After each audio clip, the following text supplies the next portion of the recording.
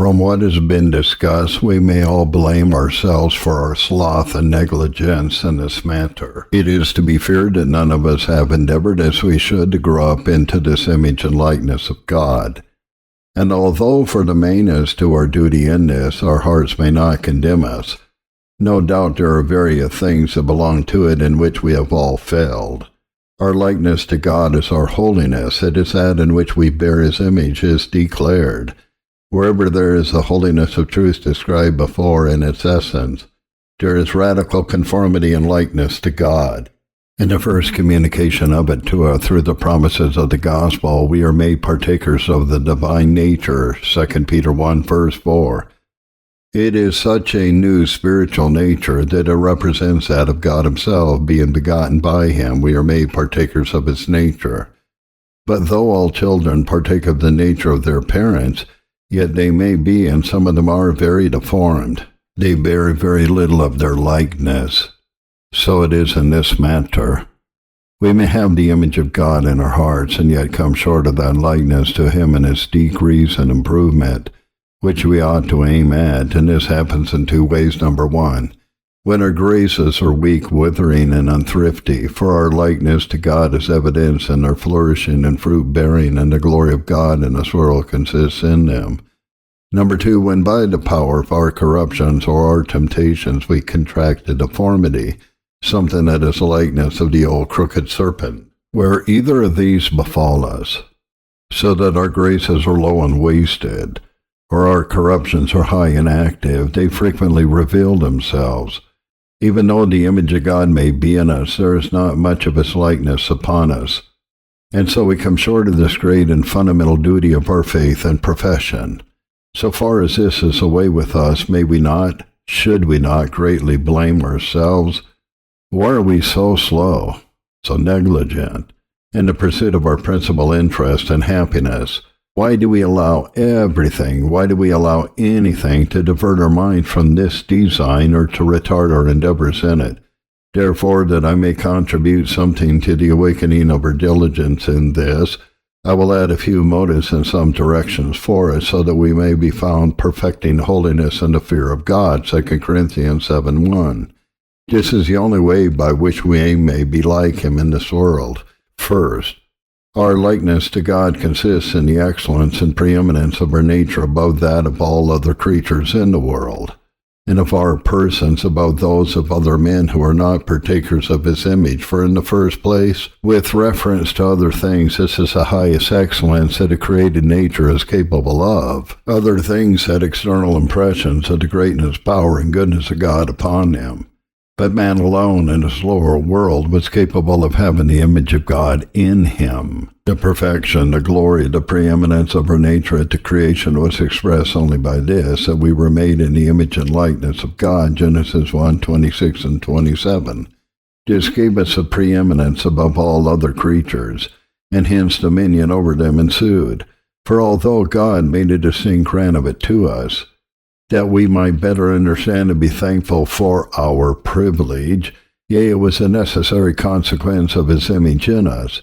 This is what James refers to, where he tells us that every nature, the nature of all things in their several kinds, is tamed, that is, subjected to the nature of man, James 3:7. He renders the Hebrew kabosh, Genesis 1:28, subdue, by the Greek damazo, tame, which is Septuagint renders subdued.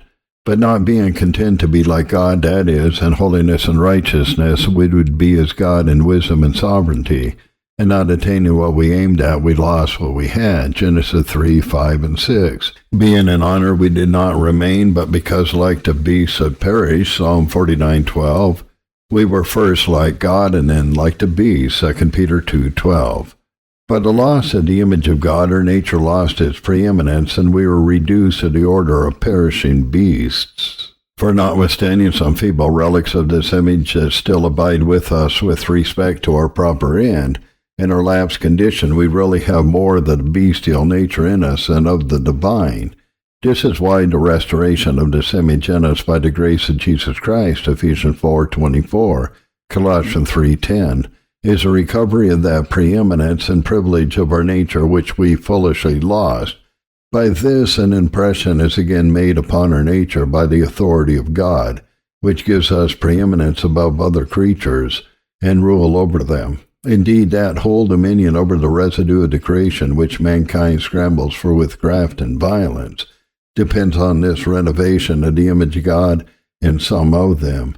It is not that I judge that men's right and title to their portion and interest in this world depend on their own personal grace or holiness, but if God had not designed to renew his image in our nature by Jesus Christ, he would not have continued anything by right or title in this. And as the foundation of it, he took our nature into union with himself in the person of a Son, and thereby he gathered all things under a new head in him, Ephesians 1:22, and made him the firstborn of the creation, Colossians 1:15, the head and heir of all, Hebrews 1:2. It was upon the promise and the establishment of the new covenant that this right was restored to us. So it is expressed in the renovation of the covenant with Noah and his children, Genesis 9:1 and 2. God blessed Noah and his sons and said to them, Be fruitful and multiply and replenish the earth. And the fear of you and the dread of you will be upon every beast of the earth, and upon every fowl of the air, and upon all that moves upon the earth, and upon all the fishes of the sea. Into your hand are they delivered. This is an express renovation of the grant made to us at our first creation, Genesis 1:28, the right to which we lost in our loss of the image of God. And therefore in that service in which the creature continues for mankind, it is made subject to vanity and put into bondage. It must continue in this state, even though it groans and looks out, as it were, for deliverance, until God has accomplished the whole design of the glorious liberty of his children, Romans 8:20 and 21. Whatever they may pride themselves in, their parts or enjoyments, however they may sport themselves in the use or abuse of other creatures, if this image of God is not renewed in them, they have really no great preeminence above the things which perish under their hands, 2 Peter 2:12. Having exalted our nature by union with himself in the person of his Son, God requires us to preserve his dignity above others. Again, this is what gives privilege and preeminence to some persons above others. The wise man says, A righteousness is more excellent than his neighbor, Proverbs 12:26. It is seldom that this is so on account of civil wisdom, wealth, greatness, or power. There is nothing that can establish this general rule but their conformity and likeness to God. Hence such persons are called as saints in the earth and the excellent, Psalm 16:3. Both Hebrew terms first and properly belong to God. He above all is absolutely holy, and he is excellent, Psalm 8, verse 9. They are ascribed to men upon their likeness to God in holiness. This makes them the saints and excellent in the earth. It gives preeminence in office and authority to some above others, and this dignity of office reflects a dignity of persons on those who are vested in it, and it communicates preeminence to them. For their office and authority is from God, which gives both it and them a real privilege and honor above others. But what is originally in and from persons themselves is solely from the renovation of the image of God in them, and it is heightened and increased according to the degrees they attain in their participation in it. The more holy, the more honorable. Hence wicked men in the Scripture are said to be vile, Psalm 12, verse 8, trifling. And the righteous are said to be precious and valuable. Hence awe has often been put on the spirits of vile and outrageous sinners from the appearances of God in holy persons. Indeed, whenever men eminently conform to God in holiness, wicked men may oppose, revile, reproach, and persecute them, exasperated by their own secular interests, prejudices, and an unconquerable adherence to their lusts. But secretly in their hearts they are awed by the likenesses of God in these men, for which they sometimes dread them, sometimes flatter them, and sometimes wish they did not exist, which is how they deal with God himself. Why do we weary ourselves about other things? Why do we spend our labor in vain and our strength for that which is not bread? Isaiah 55:2. This is how in time all endeavors after any other excellence will appear. In this lies the whole of that dignity which our nature was made for and is capable of.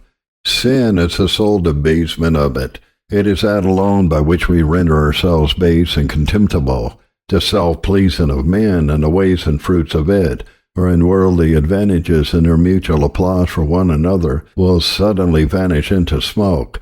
It is holiness alone that is honorable, and that is because the image and representation of God is in it. I think we are satisfied that the dignity of professors above others does not consist in worldly or secular advantages, for very few have them. Not many wise according to the flesh, not many mighty, not many noble are called, 1 Corinthians 1, verse 26. Nor does this image consist in spiritual gifts. Many who have excelled us, not only in degree but in kind, those who have had extraordinary gifts of the Spirit, will be shut out of heaven with the worst of the world. Matthew 7:22 and 23. Many will say to me in that day, Lord, Lord, have we not prophesied in your name, and cast out devils in your name, and worked many miraculous works in your name, which is more than any of us can say? And yet Christ will profess to them, I never knew you. Depart from me, you who work iniquity, you unholy persons. Nor is it in our profession itself. Many make it to be in rigid austerities, renunciation of the world, and outward works of charity, beyond most of us, and yet they perish in their superstitions. Nor is it in the purity of worship, excluding those mixtures of human inventions which others defile the service of God with. For multitudes may partake of this worship in the great house of God, and yet be vessels of wood and stone. Not being purged from sin, they are not vessels unto honor, sanctified and fit for the master's use, 2 Timothy 2:20 and 21. Therefore it consists solely in that likeness to God which we have in and by holiness, with what attends it, and is inseparable from it. Where this is not so, nothing else will exempt us from the common hurt of perishing mankind. Secondly, our access and approach to glory are according to our growth and improvement in this likeness to God. We are drawn towards our natural end every day, whether we want to or not. And if we do not draw near towards our supernatural end in glory with this likeness, we are most miserable. Now men only deceive themselves that they suppose that they are approaching glory in time, if they are not at the same time getting nearer to it in grace. It is some representation of future glory that will be like or equal to the angels in this, Luke 20, verse 36. But that only respects one particular aspect of that state. It is a far more excellent description of it that we will be like God. When he will appear, we will be like him, for we will see him as he is. John 3, verse 2. Our glory, subjectively considered, will be our likeness to God according to the capacity of creatures, and it is the highest folly for any to think that they will love hereafter what they now hate, that their glory will be what they now abhor. The minds of men are filled with such foolish contradictions. There is nothing in this world which they more despise than to be like God, and they hate everyone who is so. Yet they pretend to have a desire and expectation of that estate in which they will be like God and be so forever.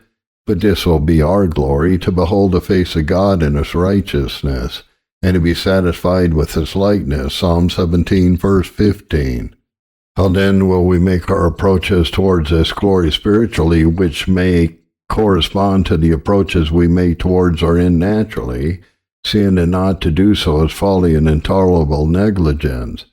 We have no other way but thriving and growing in that likeness of God which we have here in holiness. By this alone we are changed into the image of God from glory to glory, 2 Corinthians 3, verse 18, from one glorious degree of grace to another, until one great change will issue all grace and holiness and eternal glory. In our desires for heaven, if they are regular, we do not consider so much our freedom from trouble, from sin, nor is our aim complete happiness so much as perfect holiness. Those who desire heaven only to ease their troubles and not to perfectly free them from sin will fall into a state in which sin and trouble will be eternally inseparable. Therefore we should continually tend towards our rest and blessedness, if we would have assured and evident pledges of it in our own souls, if we would have foretastes of it and an experiential acquaintance with it. And who would not know as much as possible of its eternal blessedness? This is a design which we ought to pursue. It is to be feared that most of us do not know how much of glory may exist in present grace. nor how much of heaven may be attained in holiness on the earth. We have a generation among us that would happily boast of perfection, while in their minds they are obviously under the power of darkness, corrupt in their affections and worldly in their lives. But our duty is to always be perfecting holiness in the fear of God, 2 Corinthians 7:1. Pursued in the right way, it will continually transform the soul into the likeness of God. Much of the glory of heaven may dwell in a simple cottage, and poor persons, even in rags, may be buried like God.